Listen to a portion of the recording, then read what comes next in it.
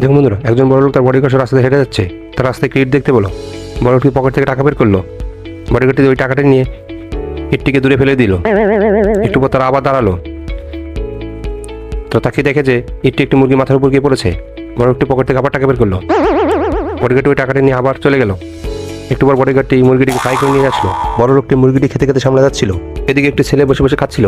সে একটু পর দেখে যে তার খাবারে একটি মাছি বসে আছে। সে মাছিটিকে তাড়িয়ে দেয়। মাছিটি উড়ে গিয়ে সে বড় লোকটির গালে গিয়ে পড়ে। বড় লোকটি এটি দেখে পকেট থেকে টাকা বের করে এবং বডিগার্ডকে দেয়। বডিগার্ডটি টাকাটা নিয়ে চলে যায়। এরপর যা হয় তা দেখে বড় লোকটি অনেক অবাক হয়ে যায়। বন্ধুরা, এরকম আরো মজার ভিডিও পেতে ভিডিওতে একটি লাইক, সাবস্ক্রাইব করে কমেন্টে একটি হার্ট দিয়ে দিন, কারণ তার বডিগার্ডটি বড় একটি কাঠ নিয়ে এসে মাছিটিকে মারে। এই দেখে বসে থাকা ছেলেটি অবাক হয়ে যায়।